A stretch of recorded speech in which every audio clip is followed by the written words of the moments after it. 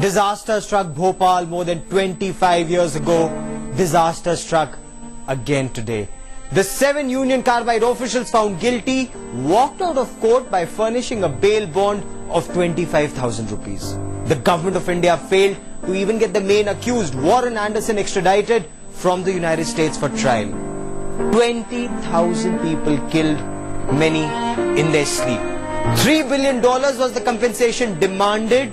A mere $470 million cleared. Justice denied to the Bhopal gas victims at every step.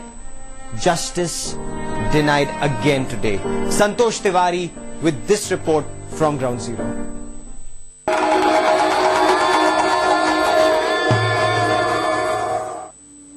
3rd December 1984.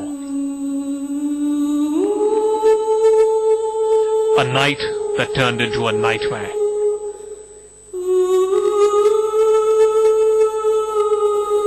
Snuffing out several thousand lives, maiming and injuring several others.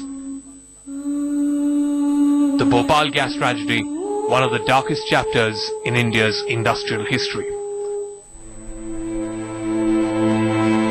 7th June 2010. After 25 years, the tragedy still continues. The darkness still remains.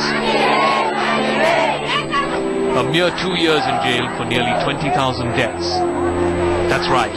This is the punishment handed out to the men responsible for this massacre. The first verdict in the Bhopal gas tragedy has come. And after the verdict, this is the protest which these victims are having outside the court where the judgment has been pronounced.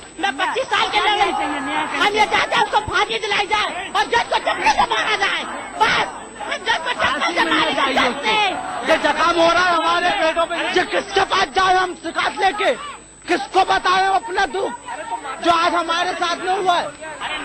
The pain is clearly palpable. The verdict is a sheer mockery of justice for all the suffering that these victims have undergone in over 2 decades. The main accused, Warren Anderson, the then CEO of Union Carbide, from where the lethal gas leaked, is not convicted as he is still absconding.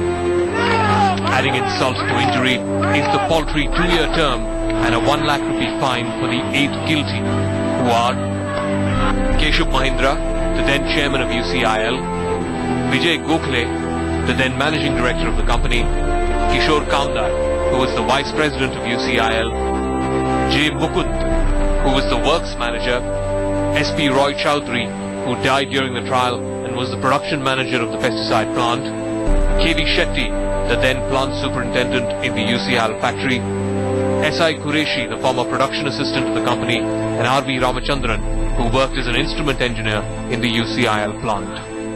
2 years is not a law, at all an exemplary punishment what these corporations and what these individuals should have gotten for killing and injuring thousands of people. This is pure injustice, an injustice which we knew was coming, but still hoped against the hope that there will be something better.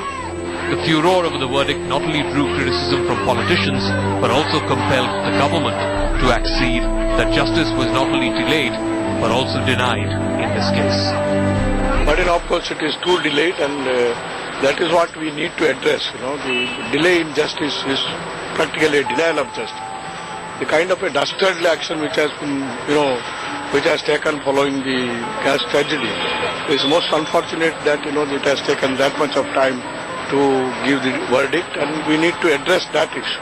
It's certainly too late, and as far as being little is concerned, it is so little as to be absolutely contemptuous of the sufferings of the people.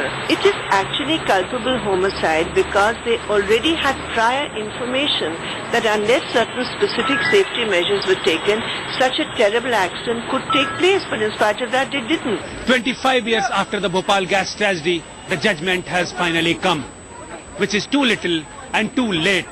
And to add insult to the injury, all the accused, 8 accused, have now got bail and they are now out in the open. With cameraman Irsad, Santosh Tiwari in Bhopal for Headlines Today.